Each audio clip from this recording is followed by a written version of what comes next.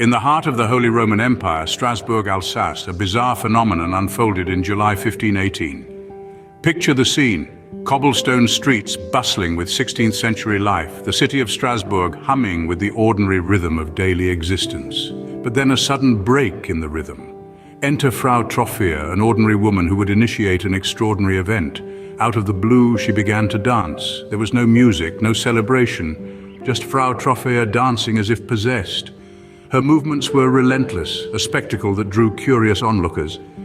But then, the inexplicable happened. One by one, bystanders joined in, their bodies taken over by the same uncontrollable urge to dance.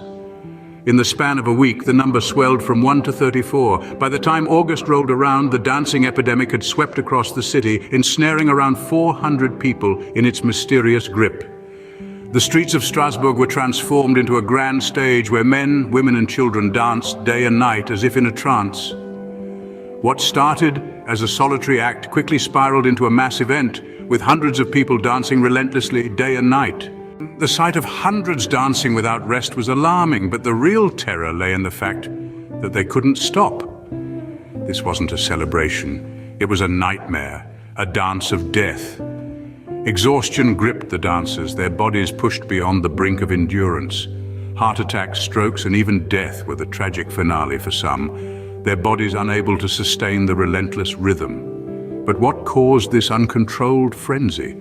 Theories abound, each more intriguing than the last. Could it have been stress-induced mass hysteria? The region was beleaguered by famine and disease, a perfect storm for psychological distress to manifest in bizarre ways. The dance could have been a collective release of pent-up anxiety, a physical manifestation of their inner turmoil.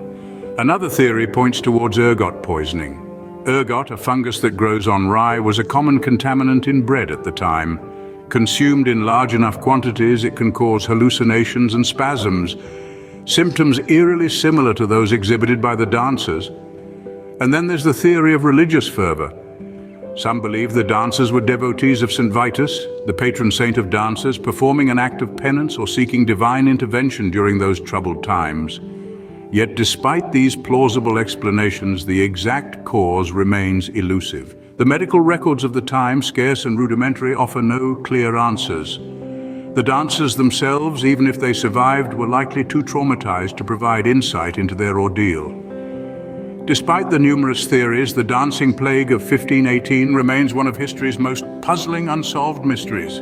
As the situation escalated, so did the concern of local authorities.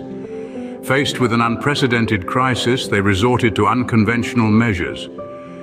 A wooden stage was built in the heart of Strasbourg, and musicians were hired to accompany the dancers in the hope of providing a controlled environment for their inexplicable frenzy.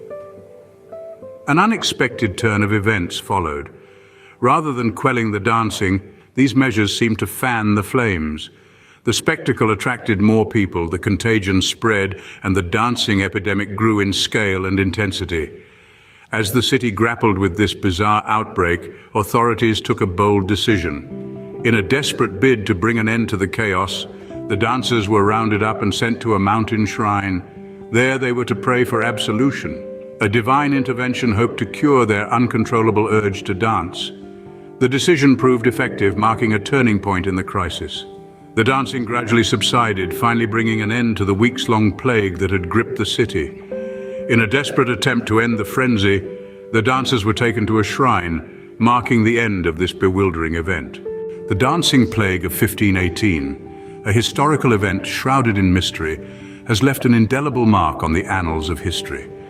This peculiar plague began with a solitary figure, Frau Troffea, who started dancing in the streets of Strasbourg.